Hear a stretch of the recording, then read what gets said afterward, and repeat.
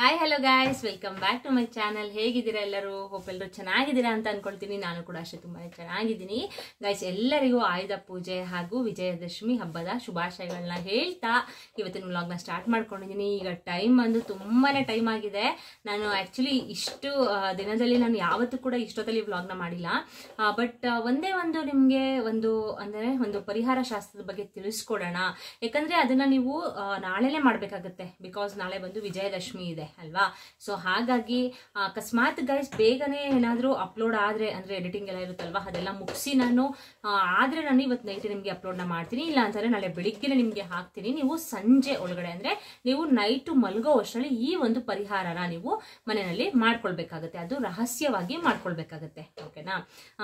Actually guys ಇವತ್ತು ಬೆಳಿಗ್ಗೆ ಎಲ್ಲ ಫುಲ್ಲು ಕೆಲಸ ಮುಗಿಸಿ, ಎಲ್ಲಾ ಕೆಲಸನೂ ಮುಗಿಸಿ, ಅಂದ್ರೆ ಹಬ್ಬ ಬೇರೆ ಇತ್ತಲ್ವಾ. ಸೊ ಹಾಗೇನೆ ಅದಕ್ಕೇನೆ ಮನೆಯಲ್ಲಿ ಇರುವಂತ ಎಲ್ಲದಕ್ಕೂ ಕೂಡ ಪೂಜೆ ಮಾಡಿ, ಹಾಗೇನೆ ನಮ್ಮ ವೆಹಿಕಲ್ಸ್ ಆಗಿರಬಹುದು ಎಲ್ಲದಕ್ಕೂ ಕೂಡ ಪೂಜೆ ಮಾಡಿ, ಹಾಗೇನೆ ಫುಲ್ ರೆಸ್ಟ್ ಕೂಡ ಮಾಡಿ, ಊಟ ಎಲ್ಲ ಮುಗಿಸ್ಕೊಂಡು ಇವಾಗ ಟೈಮ್ ಬಂದು 9 o'clock ಆಗಿದೆ, ನೈಟ್ 9 o'clock ಆಗಿದೆ.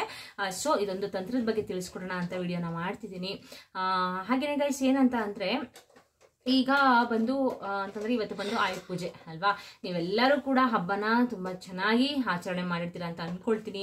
ನಾಳೆ ಬಂದು ದಸರಾ ಇದೆ ನಮ್ಮ ಮೈಸೂರಿನಲ್ಲಿ. ಫುಲ್ಲು ದಸರಾನ ತುಂಬಾನೇ ವಿಜೃಂಭಣೆಯಿಂದ ಮಾಡ್ತಾರೆ ಅಲ್ವಾ, ವರ್ಷನೂ.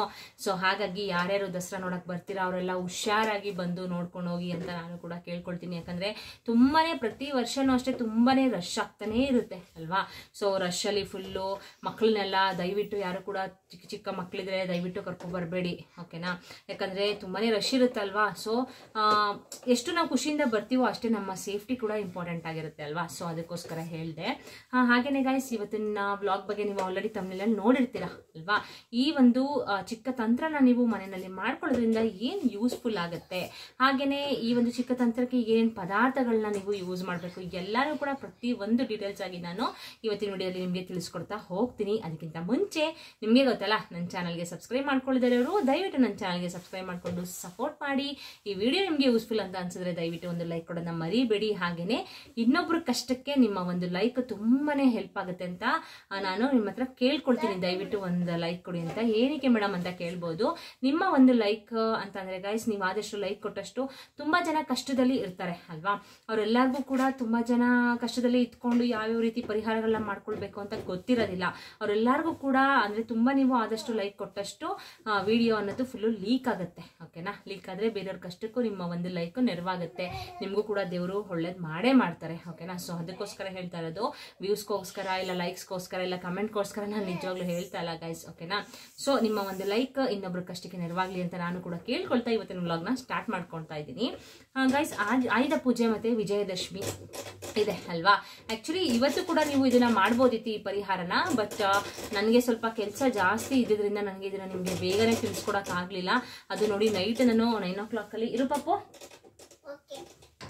ನಾನು ನೈಟ್ 9 o'clock ಅಲ್ಲಿ ನಿಮಗೆ ತಿಳಿಸ್ಕೊಡ್ತಾ ಇದ್ದೀನಿ. ಈ ಒಂದು ತಂತ್ರನ ಬಂದು ಗೈಸ್ ನೀವು ನಾಳೆ ರಾತ್ರಿ ಅಂದ್ರೆ ವಿಜಯದಶಮಿ ಮುಗಿಯೋ ಒಳಗಡೆ ನೀವು ಮಾಡ್ಕೊಳ್ಬೇಕಾಗತ್ತೆ. ಮೀನ್ಸ್ ಅಂತ ಅಂದ್ರೆ ವಿಜಯದಶಮಿ ಮುಗಿಯೋದು ಅಂತಂದ್ರೆ ಈಗ ನೀವು ನೈಟ್ ಮಲ್ಕೊಳ್ಳೋ ಅಷ್ಟರಲ್ಲಿ, ಓಕೆನಾ, ಒಂದು 10 o'clock ಆಗಿ ಮಲಗ್ತೀರಾ, ಇಲ್ಲ 11 o'clock ಮಲಗ್ತೀರಾ, ನೀವು ಯಾವಾಗ ಮಲಗ್ತೀರಾ ಅವಾಗ ಈ ಒಂದು ತಂತ್ರನ ನೀವು ರಹಸ್ಯವಾಗಿ ಯಾರಿಗೂ ಗೊತ್ತಾಗದೇ ಇರೋ ತರ ನೀವು ಈ ಒಂದು ತಂತ್ರನ ಮಾಡ್ಕೊಳ್ಬೇಕಾಗತ್ತೆ. ಈ ಒಂದು ತಂತ್ರ ಬಂದು ಪರಿಹಾರ ಶಾಸ್ತ್ರದಲ್ಲಿ ತಿಳಿಸ್ಕೊಟ್ಟಿರುವಂತದ್ದು. ಓಕೆನಾ? ಪರಿಹಾರ ಶಾಸ್ತ್ರದಲ್ಲಿ ಹಾಗೇನೆ ಸಿದ್ಧಿಶಾಸ್ತ್ರದಲ್ಲಿ ಮನುಷ್ಯನ ಏಳಿಗೆಗೆ ಅಂತಾನೆ ಕೆಲವೊಂದು ತಂತ್ರಗಳನ್ನ ಉಪಾಯಗಳನ್ನ ತಿಳಿಸ್ಕೊಟ್ಟಿರ್ತಾರೆ ಗೈಸ್. ಓಕೆನಾ? ಅದನ್ನ ನಾವು ಮನೆಯಲ್ಲೇ ಯೂಸ್ ಮಾಡ್ಕೊಳ್ಳುವಂತ ಅಂದ್ರೆ ಪದಾರ್ಥಗಳನ್ನ, ಅಂದ್ರೆ ಅಡಿಗೆ ಮನೆಯಲ್ಲಿ ನಾವು ಯೂಸ್ ಮಾಡ್ಕೊಳ್ಳುವಂತ ಪದಾರ್ಥಗಳನ್ನ ಯೂಸ್ ಮಾಡ್ಕೊಂಡು ನಾವು ಮಾಡುವಂತ ಚಿಕ್ಕ ಪುಟ್ಟ ತಂತ್ರಗಳಾಗಿರುತ್ತೆ. ಓಕೆನಾ? ಈಗ ದೇವರು ಕಷ್ಟ ಅಂತ ಕೊಟ್ಟ ಮೇಲೆ ಒಂದು ಪರಿಹಾರ ಅನ್ನೋದು ಕೂಡ ತಿಳಿಸ್ಕೊಟ್ಟಿರ್ತಾನೆ. ಅದನ್ನ ನಾವು ಮನೆಯಲ್ಲಿ ಮಾಡ್ಕೊಳ್ಳೋದ್ರಿಂದ ಯಾವುದೇ ಒಂದು ಕಷ್ಟಗಳಾಗಿರಬಹುದು, ಸಮಸ್ಯೆಗಳೇ ಆಗಿರಬಹುದು, ಅದರಿಂದ ನಮಗೆ ಮುಕ್ತಿ ಸಿಕ್ಕೇ ಸಿಗುತ್ತೆ. ಓಕೆನಾ? ಸೊ ಈ ಒಂದು ತಂತ್ರದಿಂದ ನಿಮ್ಗೆ ಏನ್ ಯೂಸ್ ಅಂತ ಕೇಳೋದಾದ್ರೆ, ಈ ಒಂದು ತಂತ್ರನ ನೀವು ಮಾಡ್ಕೊಳ್ಳೋದ್ರಿಂದ ಗೈಸ್ ಮನೆಯಲ್ಲಿ ಹಣ ಅನ್ನೋದು ಅಭಿವೃದ್ಧಿ ಆಗುತ್ತೆ. ನೀವು ಸಾಲದ ಸಮಸ್ಯೆಯಲ್ಲಿ ಪ್ರತಿಯೊಬ್ಬ ಮನುಷ್ಯನ್ಗೂ ಕೂಡ ಹಣದ ಸಮಸ್ಯೆ ಅನ್ನೋದು ಇದೇ ಇರುತ್ತೆ ಅಲ್ವಾ. ಈಗ ಒಬ್ಬೊಬ್ರಿಗೆ ಹಣನೇ ಸಮಸ್ಯೆ ಆಗ್ಬಿಡುತ್ತೆ, ಒಬ್ಬೊಬ್ರು ಹಣ ಇರುತ್ತೆ ಅವ್ರ ಹತ್ರ, ಓಕೆನಾ, ತುಂಬಾ ಇರುತ್ತೆ, ಅಂದ್ರೂ ಕೂಡ ಅವ್ರಿಗೆ ಕೆಲವೊಂದ್ಸಲ ಹಣದ ಸಮಸ್ಯೆ ಅನ್ನೋದು ಕಾಡುತ್ತೆ. ಇನ್ನೊಬ್ರಿಗೆ ಹಣ ಅನ್ನೋದೇ ಸಮಸ್ಯೆ ಆಗ್ಬಿಡುತ್ತೆ. ಈ ರೀತಿ ಮನುಷ್ಯ ಅಂದ್ಮೇಲೆ ಹಣದ ಸಮಸ್ಯೆನಲ್ಲಿ ತುಂಬಾನೇ ಬಳಲ್ತಾ ಇರ್ತೀರ ಅಲ್ವಾ. ಅವರೆಲ್ಲರಿಗೂ ಕೂಡ ಅಂದ್ರೆ ತುಂಬಾ ಸಾಲಗಳನ್ನ ಮಾಡ್ಕೊಂಡಿರ್ತೀರಾ, ಸಾಲಗಳನ್ನ ತೀರ್ಸಕ್ಕಾಗ್ತಾ ಇರೋದಿಲ್ಲ, ಈ ಒಂದು ತಂತ್ರದಿಂದ ಆದಷ್ಟು ಬೇಗ ನಿಮ್ಮ ಸಾಲಗಳು ಕೂಡ ತೀರ್ತಾ ಹೋಗುತ್ತೆ. ಹಾಗೇನೆ ಮನೆಯಲ್ಲಿ ಧನಾಗಮನ ಆಗುತ್ತೆ, ಧನ ಪ್ರಾಪ್ತಿ ಆಗುತ್ತೆ. ಓಕೆನಾ? ಸೊ ಅದಕ್ಕೋಸ್ಕರ ಹೇಳ್ತಾ ಇರೋದು, ಈ ಒಂದು ಚಿಕ್ಕ ಪುಟ್ಟ ತಂತ್ರಗಳನ್ನ ನೀವು ಮಾಡಿಕೊಂಡು ನಿಮ್ಮ ಮನೇನ ಏಳಿಗೆ ಮಾಡ್ಕೊಳ್ಳುವಂಥದ್ದು ನಿಮ್ಮ ಕೈಯಲ್ಲೇ ಇದೆ, ಅಂದ್ರೆ ನಮ್ಮ ಮಹಿಳೆಯರ ಕೈಯಲ್ಲೇ ಇದೆ. ಓಕೆನಾ? ನೀವು ಜೆಂಟ್ಸ್ ಆದ್ರೂ ಮಾಡ್ಬೋದಾ ಮೇಡಮ್ ಅಂತ ನೀವು ಒಬ್ಬೊಬ್ರು ಕೇಳ್ಬೋದು. ಯಾಕಂದ್ರೆ ವಿಡಿಯೋಸ್ನ ಬರೀ ಲೇಡೀಸ್ ಎಲ್ಲ ಜೆಂಟ್ಸ್ ಕೂಡ ನೋಡ್ತಾ ಇರ್ತಾರೆ, ಜೆಂಟ್ಸ್ ಕೂಡ ಮಾಡ್ಬೋದು, ಏನು ತೊಂದರೆ ಇಲ್ಲ. ಆದ್ರೆ ಮನೆಯಲ್ಲಿ ಮಹಿಳೆಯರು ಅಂತಂದ್ರೆ ಹೆಣ್ಮಕ್ಳು ಮಾಡಿದ್ರೆ ತುಂಬಾನೇ ಒಳ್ಳೇದು, ಗಂಡು ಮಕ್ಕಳು ಕೂಡ ಮಾಡ್ಬೋದು, ಏನು ತೊಂದರೆ ಇಲ್ಲ. ಓಕೆನಾ? ಸೊ ಗೈಸ್, ನೀವು ನಾಳೆ ಇವತ್ತೆಲ್ಲ ಫುಲ್ಲು ಪೂಜೆ ಎಲ್ಲ ಮುಗಿಸ್ಕೊಂಡಿರ್ತೀರಾ. ಸೊ ನಾಳೆ ವಿಜಯದಶಮಿ ಇರೋದ್ರೆ ನಾಳೆನೂ ಕೂಡ ನೀವು ಪೂಜೆನ ಮಾಡ್ಕೊಳ್ತೀರಾ ಅಲ್ವಾ? ಮಾಡಿ ಅಕಸ್ಮಾತ್ ದಸರಾ ನೋಡೋಕೆ ಏನಾದ್ರು ಬಂದರೆ ನೀವು ದಸರಾ ಎಲ್ಲ ಫುಲ್ಲು ನೋಡಿಕೊಂಡು ಆರಾಮಾಗಿ ಮನೆಗೆ ಹೋಗಿ, ಅಂದರೆ ಹುಷಾರಾಗಿ ನಿಮ್ಮ ಮಕ್ಳುಗಳನ್ನ ಕರ್ಕೊಂಬಂದಿದ್ರೆ ಹುಷಾರಾಗಿ ನೋಡ್ಕೊಳ್ಳಿ. ತುಂಬಾ ರಶ್ ಇರುತ್ತೆ. ಹಾಗೆಯೇ ತುಂಬಾನೇ ವಿಜೃಂಭಣೆಯಿಂದ ನಮ್ಮ ಮೈಸೂರಿನಲ್ಲಿ ದಸರಾನ ಆಚರಣೆ ಮಾಡ್ತಾರೆ ಅಲ್ವಾ? ಸೊ ನೀವು ನಾಳೆ ನೈಟ್ ಏನ್ ಮಾಡಬೇಕು ಅಂತಂದ್ರೆ, ನಾಳೆ ಮಾಮೂಲಿ ಎದ್ದು ಮನೆಯಲ್ಲಿ ಕ್ಲೀನಿಂಗ್ನ ಮಾಡ್ಕೊಳ್ಳಿ. ಕ್ಲೀನಿಂಗ್ನ ಮಾಡಿಕೊಂಡು ನೀವು ಪೂಜೆಗಳನ್ನ ಮಾಡಿಕೊಂಡು ನಾಳೆ ಸಂಜೆ ಒಂದ್ಸಲ ನೀವು ದೇವ್ರಿಗೆ ತುಪ್ಪದ ದೀಪನ ಹಚ್ಚಿ ತಾಯಿ ಚಾಮುಂಡೇಶ್ವರಿನ ನೆನೆಸ್ಕೊಂಡು ನೀವು, ಹಾಗೆ ಲಕ್ಷ್ಮೀ ತಾಯಿನೂ ಕೂಡ ನೆನೆಸ್ಕೊಂಡು, ಜೊತೆಗೆ ನಿಮ್ಮ ಮನೆ ದೇವ್ರನ್ನು ಕೂಡ ನೀವು ಬಿಡಬಾರ್ದು. ಆಯ್ತಾ? ನೀವು ಯಾವುದೇ ಒಂದು ನೀವು ಇಷ್ಟಪಡೋ ದೇವ್ರನ್ನ ನೀವು ಮಾಡಿದ್ರು ಕೂಡ ಗಾಯ್ಸ್, ನಮ್ಮ ಮನೆ ದೇವರು ಅನ್ನೋದು ತುಂಬಾನೇ ನಮಗೆ ನಮ್ಮ ಕಾವಲಿಗೆ ಕಾಯ್ತಾ ಇರ್ತಾರೆ. ಓಕೆನಾ? ಸೊ ಅದಕ್ಕೋಸ್ಕರ ಹೇಳ್ತಾ ಇರೋದು, ನಮ್ಮ ಮನೆ ದೇವ್ರನ್ನು ಕೂಡ ನಾವು ನೆನೆಸ್ಕೊಂಡು ಪೂಜೆನ ಮಾಡ್ಬೇಕಾಗತ್ತೆ. ಒಬ್ಬೊಬ್ರು ಏನ್ ಮಾಡ್ತಾರೆ ಅಂದ್ರೆ ಇಷ್ಟ ದೇವ್ರಗಳನ್ನ ಮಾತ್ರ ಮಾಡ್ತಾರೆ, ಮನೆ ದೇವ್ರನ್ನ ಮಾಡಲ್ಲ. ಆ ತರ ತಪ್ಪನ್ನ ಮಾಡಕ್ ಹೋಗ್ಬೇಡಿ. ನಮ್ಮ ಮನೆಯನ್ನ ಕಾವಲಿಗೆ ಕಾಯೋದು ನಮ್ಮ ಮನೆ ದೇವ್ರೆ. ಓಕೆನಾ? ಸೊ ಹಾಗಾಗಿ ಹೇಳ್ತಾ ಇರೋದು, ನಾಳೆ ರಾತ್ರಿ ನೀವು ಮಲ್ಗೋದ್ರ ಒಳಗಡೆ ಬೀರು ಕೆಳಗಡೆ ನೀವು ಈ ಒಂದು ವಸ್ತುನ ನೀವು ಇಟ್ಟು ಮಲ್ಗೋದ್ರಿಂದ ನಿಜವಾಗ್ಲೂ ನಿಮ್ಮ ಮನೆಯಲ್ಲಿ ಹಣದ ಸಮಸ್ಯೆ ಏನಾದ್ರು ನೀವು ಅನುಭವಿಸ್ತಾ ಇದ್ರೆ ನಿಜವಾಗ್ಲೂ ಅದಕ್ಕೆ ಪರಿಹಾರ ಅನ್ನೋದು ಸಿಕ್ಕೇ ಸಿಗುತ್ತೆ. ಯಾವುದೇ ಒಂದು ದಾರಿದ್ರ್ಯತೆ ನಿಮ್ಮ ಮನೆಯಲ್ಲಿ ಇದ್ರೆ ಅದು ಕೂಡ ತೊಲಗಿ ಹೋಗುತ್ತೆ. ಓಕೆನಾ? ಯಾವ್ಯಾವ ಪದಾರ್ಥಗಳನ್ನ ನೀವು ಯೂಸ್ ಮಾಡಬೇಕು ಅಂತ ನಾನು ನಿಮಗೆ ತಿಳಿಸ್ಕೊಡ್ತೀನಿ. ಅದಕ್ಕಿಂತ ಮುಂಚೆ ಗಾಯ್ಸ್ ಏನಂತ ಅಂದ್ರೆ, ಈಗ ಅಂದ್ರೆ ನಿಮ್ಮ ಬೀರು ಕೆಳಗಡೆ ಒಬ್ಬೊಬ್ರು ಈಗ ವಾರ್ಡ್ರೋಬ್ ಇರುತ್ತೆ, ಅವ್ರ ಮನೆಯಲ್ಲಿ ಬೀರು ಇರೋದಿಲ್ಲ, ಆ ವಾರ್ಡ್ರೋಬ್ನೇ ಯೂಸ್ ಮಾಡ್ತಾ ಇರ್ತೀರಾ ಅಲ್ವಾ? ಆ ಥರ ಎಲ್ಲ ಇರುತ್ತೆ. ಸೊ ಹಾಗಾಗಿ ನೀವು ಬೀರು ಕೆಳಗಡೆ ನಿಮಗೆ ಸ್ಪೇಸ್ ಇಲ್ಲ, ಜಾಗ ಇಲ್ಲ ಅಂತಂದ್ರೆ ನೀವು ಬೀರು ಮೇಲ್ಗಡೆನೂ ಕೂಡ ಇದನ್ನ ಇಟ್ಕೊಳ್ಬಹುದು.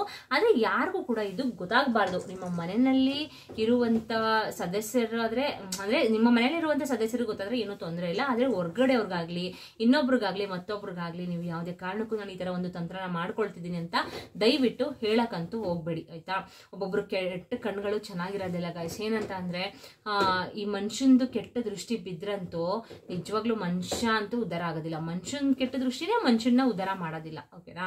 ಸೊ ಅದಕ್ಕೆ ನಿಮ್ಗೆ ಹೇಳ್ತಾ ಇರೋದು, ಯಾರಿಗೂ ಕೂಡ ಇದನ್ನ ಶೇರ್ ಮಾಡಕ್ ಹೋಗ್ಬೇಡಿ. ಇದಕ್ಕೆ ನೀವು ಬಳಸುವಂತ ಪದಾರ್ಥಗಳ ಬಗ್ಗೆ ನಾನು ನಿಮ್ಗೆ ತಿಳಿಸ್ಕೊಡ್ತಾ ಹೋಗ್ತೀನಿ. ಈ ಒಂದು ತಂತ್ರಕ್ಕೆ ಗಾಯ್ಸ್, ನೀವು ಒಂದು ಬಿಳಿ ಪೇಪರ್ನ ನೀವು ತಗೊಳ್ಬೇಕಾಗತ್ತೆ. ಓಕೆನಾ? ಬಿಳಿ ಪೇಪರ್ ತುಂಬಾನೇ ಕ್ಲೀನ್ ಆಗಿರ್ಬೇಕು, ಏನು ಕೂಡ ಅದ್ರ ಮೇಲೆ ಬರ್ದಿರಬಾರ್ದು. ನೀವು ಆ ರೀತಿ ಒಂದು ಬಿಳಿ ಪೇಪರ್ನ ತಗೊಳ್ಳಿ.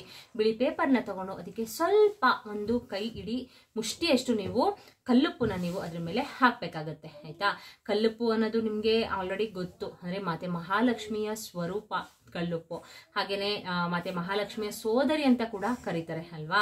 ಸೊ ಏನಂದ್ರೆ ಮಹಾಲಕ್ಷ್ಮಿ ಕೂಡ ಸಮುದ್ರದಲ್ಲೇ ಉದ್ಭವ ಆಗಿರೋದು, ಹಾಗೇನೆ ಕಲ್ಲುಪ್ಪು ಕೂಡ ಸಮುದ್ರದಲ್ಲೇ ಉದ್ಭವವಾಗಿರೋದ್ರಿಂದ ತುಂಬಾನೇ ಒಳ್ಳೇದು ಗೈಸ್. ಓಕೆನಾ? ಸೊ ಅದಕ್ಕೋಸ್ಕರ ಅಂದ್ರೆ ಈ ಕಲ್ಲುಪ್ಪಿನಿಂದ ಮಾಡುವಂತ ಪರಿಹಾರಗಳಿಗೆ 100% ರಿಸಲ್ಟ್ ಅನ್ನೋದನ್ನ ಕೊಟ್ಟೆ ಕೊಡುತ್ತೆ. ಇರು ಪಾಪು ಇರು, ಮಾತಾಡ್ಬೇಡ ಒಂದು 5 minutes.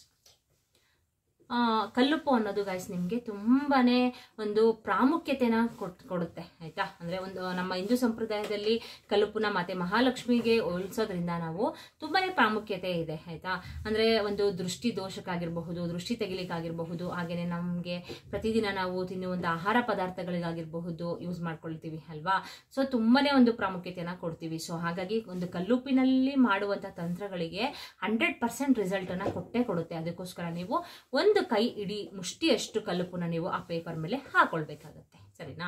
ಅದಾದ್ಮೇಲಿಂದ ನೀವು ಒಂದು ಚಿಟಿಕಿ ಅರಿಶಿನ ಮತ್ತೆ ಒಂದು ಚಿಟಿಕೆ ಕುಂಕುಮನ ನೀವು ಅದ್ರ ಮೇಲೆ ಹಾಕೊಳ್ಳಿ. ಸರಿನಾ? ಯಾಕಪ್ಪ ಅಂತಂದ್ರೆ ನಮ್ಮ ಹಿಂದೂ ಸಂಪ್ರದಾಯದಲ್ಲಿ ಅರಿಶಿನ ಕುಂಕುಮಕ್ಕೆ ತುಂಬಾನೇ ನಾವು ಬೆಲೆನ ಕೊಡ್ತೀವಿ ಅಲ್ವಾ?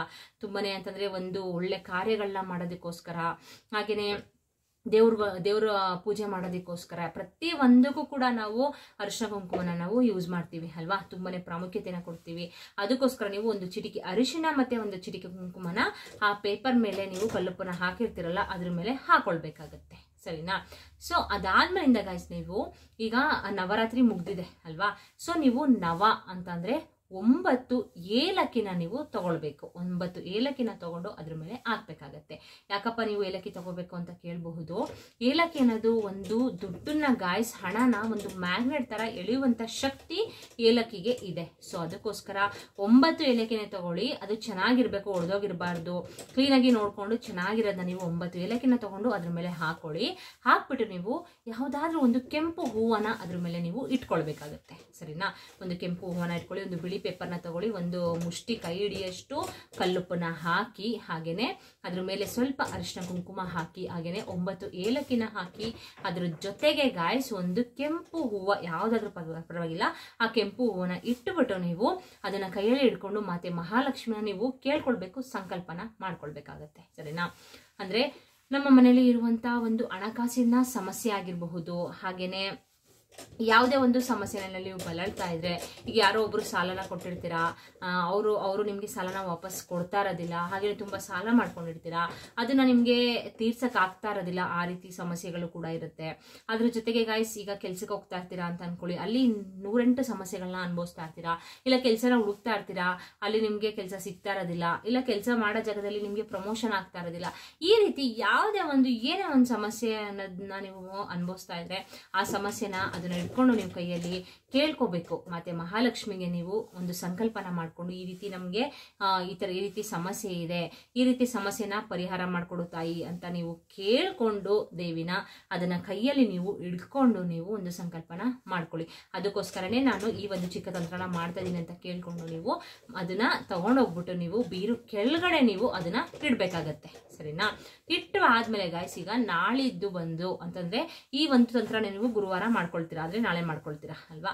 ಈಗ ನಾಳಿದ್ದು ಶುಕ್ರವಾರ ಇದೆ, ಶುಕ್ರವಾರ ಬೆಳಿಗ್ಗೆ ಇದನ್ನ ನೀವು ಕಲ್ಲುಪ್ಪನ ಹೊರಗಡೆ ಹಾಕಕ್ ಹೋಗ್ಬೇಡಿ, ಯಾಕಂದ್ರೆ ಮತ್ತೆ ಮಹಾಲಕ್ಷ್ಮಿ ಸ್ವರೂಪ ಅಲ್ವಾ. ಸೊ ಶುಕ್ರವಾರ ಬಿದ್ದಿರೋದ್ರಿಂದ ದಯವಿಟ್ಟು ಯಾರು ಕೂಡ ಅದನ್ನ ಹೊರಗಡೆ ಹಾಕ್ಬೇಡಿ. ಶನಿವಾರ ಬೆಳಿಗ್ಗೆ ಎದ್ದು ನೀವು ಅದನ್ನ ತಗೊಂಡೋಗ್ಬಿಟ್ಟು ನೀವು ಯಾರು ಓಡಾಡದೆ ಇರುವಂತ ಜಾಗಕ್ಕೆ, ಯಾವ್ದಾದ್ರು ಗಿಡದ ಹತ್ರನೋ ಇಲ್ಲ ಯಾವ್ದಾದ್ರು ಹೊಳೆ ಇದ್ರೆ ಅಲ್ಲಿಗೋ ಎಲ್ಲಿಗಾದ್ರೂ ನೀವು ಅದನ್ನ ಹಾಕ್ಬೋದು. ಯಾರು ಓಡಾಡಬಾರ್ದು ಅಂತ ಜಾಗಕ್ಕೆ ನೀವು ಹಾಕ್ಬಿಟ್ಟು ನೀವು ಬರ್ಬೇಕಾಗತ್ತೆ. ಸರಿನಾ.